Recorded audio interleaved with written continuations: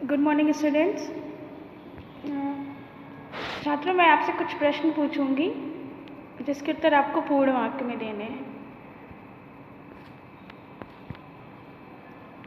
किसी वस्तु को खींचने अथवा धक्का देने में हमें किसका प्रयोग करना होता है? किसी वस्तु को खींचने अथवा धक्का देने में हमें बल का प्रयोग करना होता है। बल कैसी राशि है? बल सदिश राशि है। सदिश राशि क्या होती है? ऐसी राशियां जिनमें दिशा और परिमाण दोनों होता है, सदिश राशियां कहलाती हैं। एक ऐसी राशि का नाम बताइए जिसमें केवल परिमाण होता है।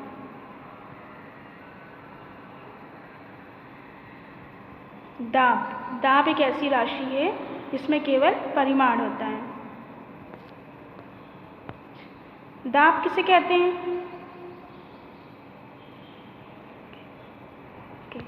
छात्रों, आज हम दाब के विषय में पढ़ेंगे।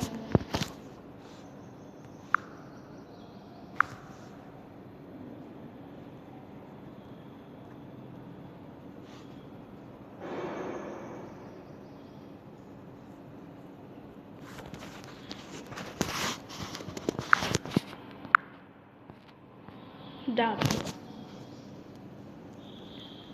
किसी पृष्ठ के प्रति एकांक क्षेत्रफल पर लगने वाले बल को दाब कहते हैं। कोई पृष्ठ है, उसके एकांक क्षेत्रफल पर जो बल लगता है यानी जो फोर्स लगता है उसको ही हम क्या कहते हैं? दाब कहते हैं। अब देखिए, दाब का सूत्र क्या होता है? दाब बराबर बल बटे क्षेत्रफल। दाब का मात्रक क्या होता है? न्यूटन पर मीटर स्क्वायर। देखिए, बल का मात्रक न्यूटन होता है और क्षेत्रफल का मात्रक क्या होता है? Metre square. तो इस तरह से दाब का क्या मात्रक हुआ?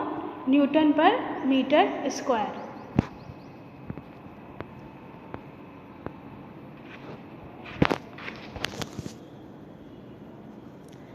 नेक्स्ट हम पढ़ते हैं वायुमंडलीय दाब। हमारे चारों ओर वायु है, ठीक है। वायु के इस आवरण को ही वायुमंडल कहते हैं। सबसे पहले हमें वायुमंडलीय दाब पढ़ना है तो हमें पता होना चाहिए कि वायुमंडल क्या होता है। तो जो भी हमारे चारों ओर वायु है, ठीक है, वायु के इस आवरण को ही क्या कहा जाता है?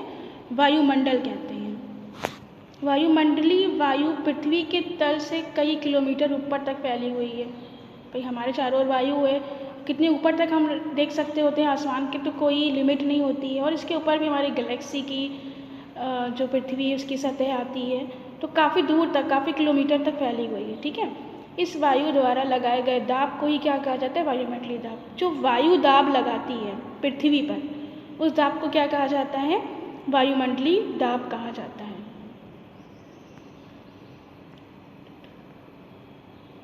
द्रव्यों तथा गैसों द्वारा लगाया गया दाब।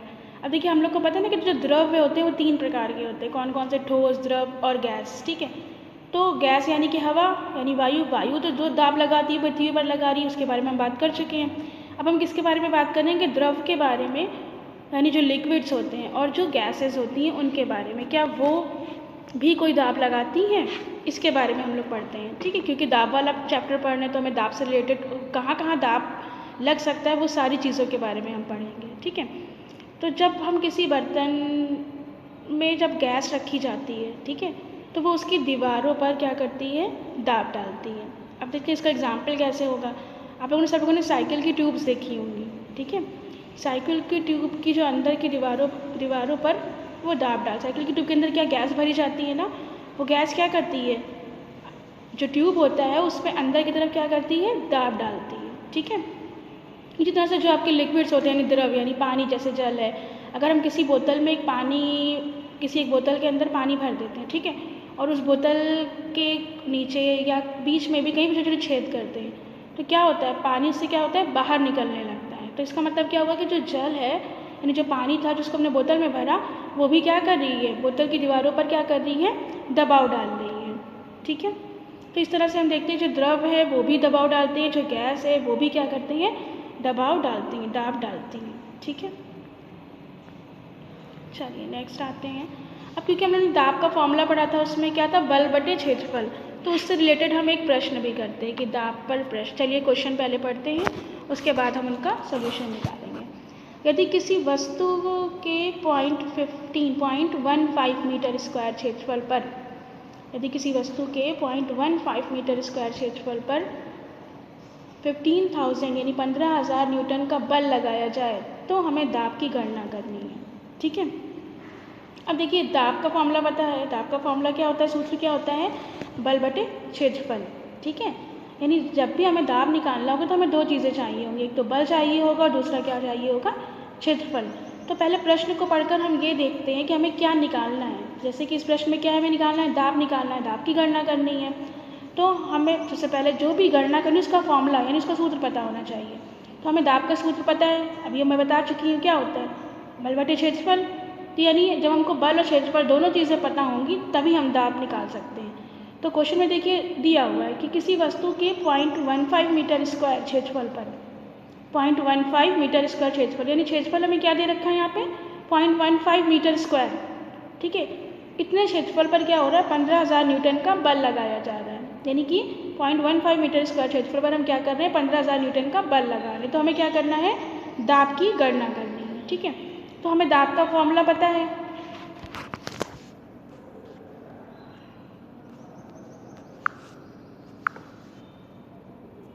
कि दाब बराबर क्या होता है, बल बटे क्षेत्रफल।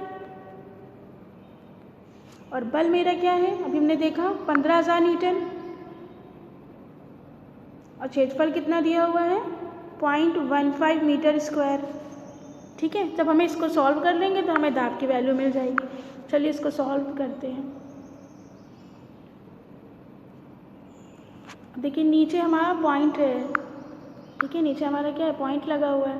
तो जब हम डिनोमिनेटर से, नीचे का मतलब है डिनोमिनेटर से जब हम यहाँ से पॉइंट हटाएंगे तो क्या होगा, यहाँ पे ऊपर 2 ज़ीरो और बढ़ जाएंगे। ठीक है, ऊपर 2 ज़ीरो क्या हो जाएंगे, और बढ़ जाएंगे।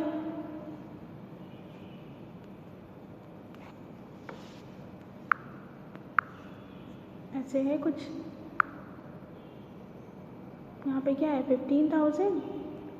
ठीक है, नीचे से अगर हम 0.15 है यहाँ से हटाएंगे तो क्या होगा, 2 ज़ीरो और बढ़ जाएंगे, तो 15 1 सा 15, तो टोटल मेरे पास कितना आ जाएगा, ये 3020 यानी 1 लाख। ठीक है, तो मेरे पास जो दाब आया, मेरे पास क्या आया, 1 लाख।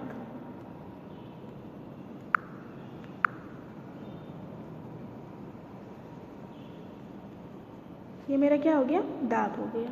ठीक है, और दाब का सूत्र क्या होता है, न्यूटन पर मीटर स्क्वायर। तो हम ऐसे ही नहीं लिखेंगे, हम लिखेंगे 1 लाख न्यूटन पर मीटर स्क्वायर। ठीक है, चलिए देखते हैं। ये देखिए ये सॉल्व हो गया। ये देखिए आपको ऐसे भी यहाँ पर दिख रहा है। ये देखिए हमने बल की वैल्यू रख दी, जो भी हमें दे रखी थी क्षेत्रफल की वैल्यू रख दी, सॉल्व कर ले तो हमें दाब की गणना हो गई। चलिए ठीक है, चलिए अब आप लोग प्रश्न बताइए, मैं कुछ प्रश्न पूछ रही हूँ जो मैंने आज पढ़ाया उससे रिलेटेड, आप मुझे आंसर दीजिए। दाब किसे कहते हैं, किसी पृष्ठ के प्रति एकांक क्षेत्रफल पर लगने वाले बल को क्या कहते हैं, दाब कहते हैं। चलिए ठीक है, वायुमंडलीय दाब किसे कहते हैं, हमारे चारों ओर वायु फैली हुई है, जब ये वायु पृथ्वी की सतह पर दबाव डालती है, बल लगाती है, ठीक है, तो वो क्या हो जाता है, दाब कहलाता है। नेक्स्ट है, द्रव तथा गैसें किस प्रकार दाब लगाती हैं,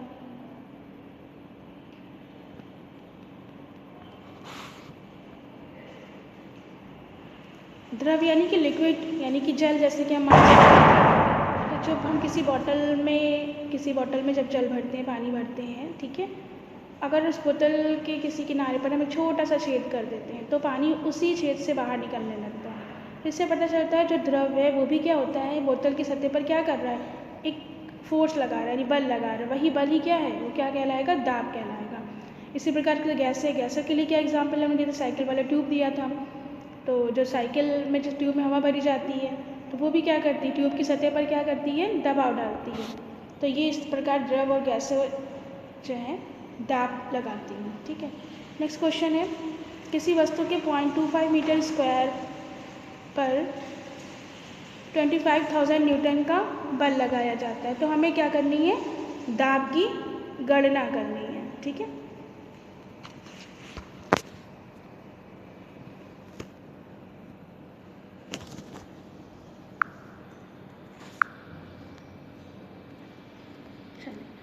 किसी वस्तु के 0.25 मीटर स्क्वायर पर क्या और 25,000 न्यूटन का बल लगाया जा रहा है। तो हमें क्या करनी है, दाब की गणना करनी है। तो हमें दाब का फॉर्मूला पहले पता होना चाहिए। दाब का फॉर्मूला क्या होता है, बल बटे क्षेत्रफल। बल कितना दिया हुआ है यहाँ पे देखिए 25,000 न्यूटन, और एरिया कितना दिया हुआ है 0.25 मीटर स्क्वायर। तो डेसिमल हटाएंगे तो ठीक है, अगर हम डिनोमिनेटर से पॉइंट हटाएंगे तो हमें न्यूमरेटर में 2 जीरो बढ़ जाएंगे। 25 1 से 25, तो अगेन मेरे पास क्या आ गया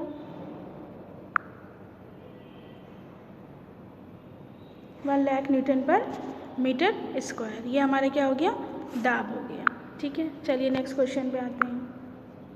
नेक्स्ट क्वेश्चन देखिए क्या दे रखा है, यदि किसी वस्तु के 0.35 मीटर स्क्वायर क्षेत्रफल पर, ठीक है, 35,000 न्यूटन का बल लगाया जाए, तब हमें क्या करना है, दाब ज्ञात करना है। अब देखिए यहाँ पे एरिया कितना यानी क्षेत्रफल कितना दे रखा है 0.35 मीटर स्क्वायर।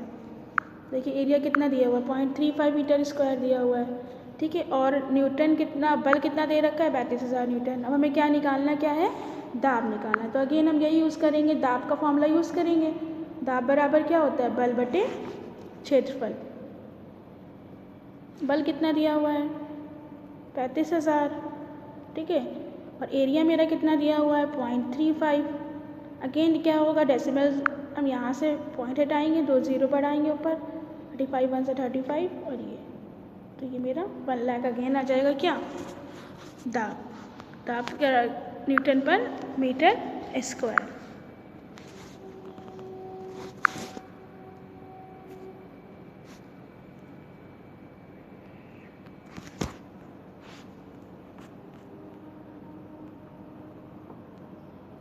चलिए अब मैं कुछ प्रश्न पूछूंगी जिसके उत्तर आप लोगों को देने हैं। ठीक है, किसी पृष्ठ के प्रति एकांक क्षेत्रफल पर लगने वाले बल को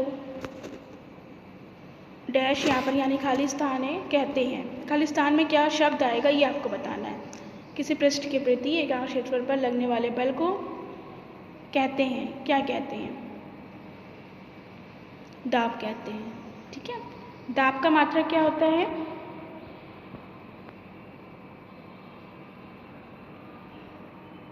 न्यूटन पर मीटर स्क्वायर। दाब का सूत्र होता है बल बटे क्षेत्रफल।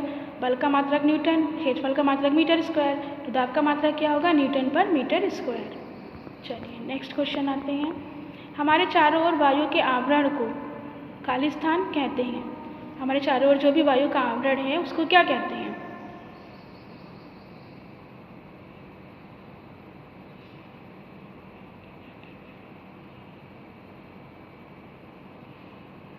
वायुमंडल।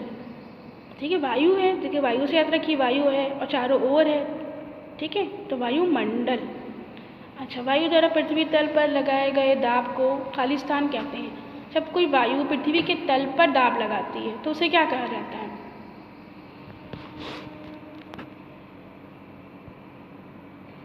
वायुमंडलीय दाब कहते हैं। क्या कहते हैं, वायुमंडलीय दाब।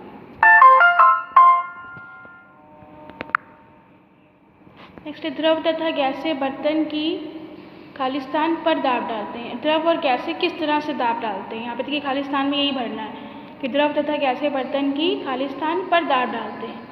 किस पर दाब डालते हैं, यहाँ पे देखिए बर्तन भी वर्ड यूज हुआ शब्द है ना, द्रव और गैसें दोनों के किसी बर्तन में रखे हैं तो कैसे दाब डालेंगे, उस बर्तन की या तली पर दाब डालेंगे। ठीक है, चलिए ये आप लोगों का गृह कार्य है। क्वेश्चन नंबर के दाब किसे कहते हैं इसकी व्याख्या करनी है, और अपने आसपास की चीज़ों में हो रहे जो आपके आसपास चीज़ें दिखती हैं उनमें किस तरह से किस प्रकार से दाब लगता है इस बारे में आपको गृह कार्य में लिख करके अपनी नोटबुक में ले करके आना है। ओके बेटा।